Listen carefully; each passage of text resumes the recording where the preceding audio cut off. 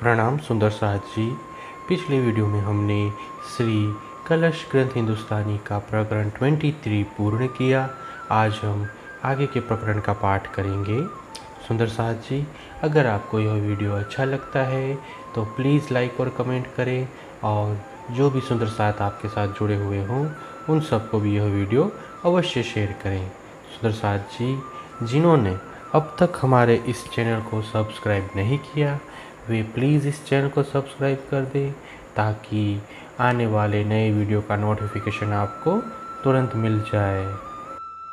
निज बुध भेली नूर में आज्ञा मीने अंकुर, दया सागर जोश का किन रहे न पकड़ियो पूर।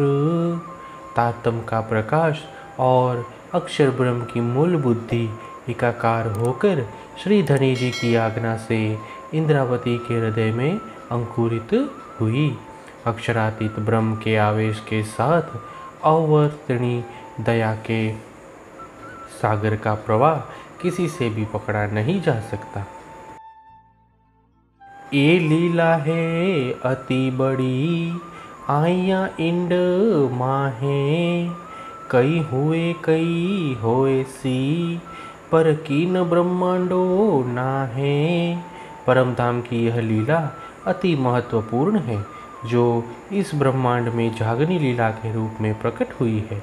भूतकाल में ऐसे कई ब्रह्मांड बने और भविष्य में भी बनेंगे, परंतु यह लीला अन्य किसी ब्रह्मांड में न हुई है और न ही होगी। ए अगम अकथ अलख सो जाहिर करे हम, पर नेक नेक प्रकाश ही जिन से न सको तुम। इन अगम अकथ तथा अप्रकट लीलाओं को हम प्रकट कर रहे हैं, किंतु इनको धीरे धीरे ही प्रकाशित कर रहे हैं, अन्यथा इन्हें तुम एक साथ सहन नहीं कर पाओगे। जो कबू कानो ना सुनी सो सुनते जीव उर्जाए, ताथे डरती में कहूँ जानो जिन कोई गोते खाए। जो बात कभी कानों से नहीं सुनी है, उसे सुनते ही जीव उलझन में पड़ेगा। इसीलिए मैं कहते हुए संकोच करता हूँ कि कोई व्यर्थ में गोते न खाए।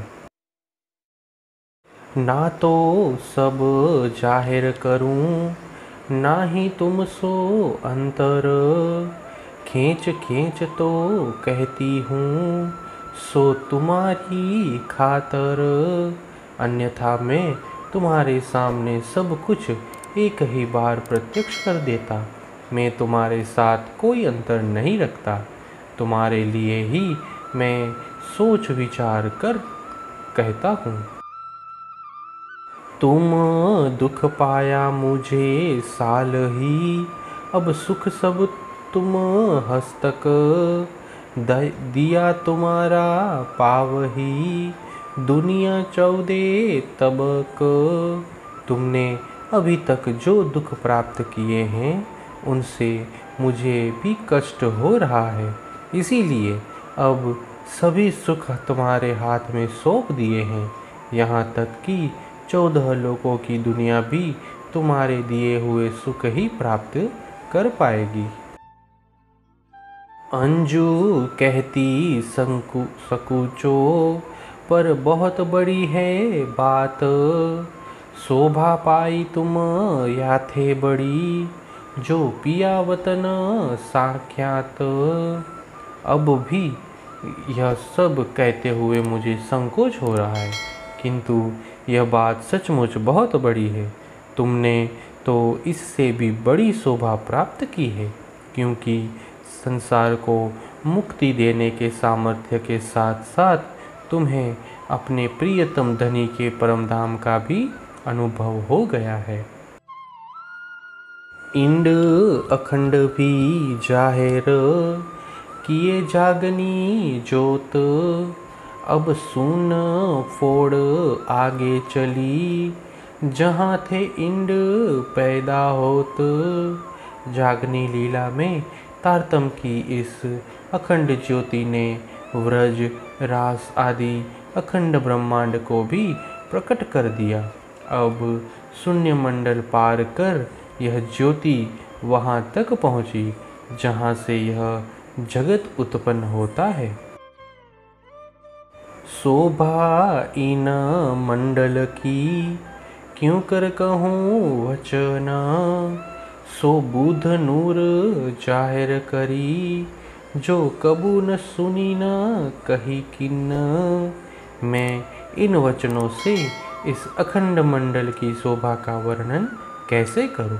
आज तक जिसको किसी ने कहा या सुना तक नहीं था, उस शोभा को तारतम ज्ञान के प्रकाश और अक्षर ब्रह्म की जागृत बुद्धि ने इस जगत में प्रकट कर दिया है। रास वर्णन भी ना हुआ तो अक्षर वर्णन क्यों होए, कही न जाए हद में, पर तो भी कहूँ नेक सोए। इन सांसारिक शब्दों के द्वारा रास का भी वर्णन नहीं हो सका, तो अक्षरधाम की लीला का वर्णन कैसे हो सकता है? इस क्षर ब्रह्मांड में बेहद लीला का वर्णन नहीं किया जा सकता। फिर भी मुझे थोड़ा सा कहना है। जोग माया तो माया कही, पर नेक न माया इत, ख्वाबी दम सत हो वही, सो अक्षर की बरकत। योग माया को माया कहा गया है, किंतु इसके अंतर्गत रास मंडल में माया का लेस मात्र भी नहीं है। अक्षर ब्रह्म की जागृत बुद्धि में इतना सामर्थ्य है कि उससे स्वप्न जगत के जीव अखंड हो जाते हैं। ताथे काल माया जोग माया, दो पल में कई उपजत, नाश करे कई पल में, याचित थिर थापत। अक्षर ब्रह्म के एक पल मात्र में योग माया तथा काल माया द्वारा निर्मित ऐसे अनेक ब्रह्मांड उत्पन्न होते हैं। ऐसे कई ब्रह्मांडों का वे पल भर में नाश कर देते हैं और कितनों को अपने चित्त में धारण कर अखंड कर लेते हैं। तहाँ एक पलक ना हो वही, इत कई कल्प व्यतीत, कई इंड उपजे होए फना, ऐसे पल में इन रीत। अक्षरधाम में एक पल भी नहीं हुआ होता, इतने में संसार में कई कल्प व्यतीत हो जाते हैं। इस प्रकार अक्षर ब्रह्म के एक पल में ऐसे कई ब्रह्मांड उत्पन्न होकर लय हो जाते हैं। जागते ब्रह्मांड उपजे, पाव पल में अनेक, सो देखे सब इत थे, विध विध के विवेक। अक्षर ब्रह्म जागृत अवस्था में पांव पलक में अनेक ब्रह्मांड उत्पन्न करते हैं। उन सब को हम तारतम ज्ञान के प्रकाश में यहीं से देख रहे हैं। ए लीला है अति बड़ी, दृष्टे उपजे ब्रह्मांड, ए खेल खेले नित नए, या की इच्छा है अखंड। अक्षर ब्रह्म की यह लीला अत्यंत महत्वपूर्ण है। उनकी दृष्टि मात्र से अनेक ब्रह्मांडों की उत्पत्ति हो जाती है। वे नित्य नई लीलाएं करते हैं। उनकी इच्छा भी अखंड होती है। ये सुंदर साथ जी, इसी के साथ श्री कलश ग्रंथ हिंदुस्तानी के प्रकरण 24 की 15 तक की चौपाई का पाठ पूर्ण हुआ। आगे की चौपाइयों का पाठ हम नेक्स्ट वीडियो में करेंगे। प्रणाम जी।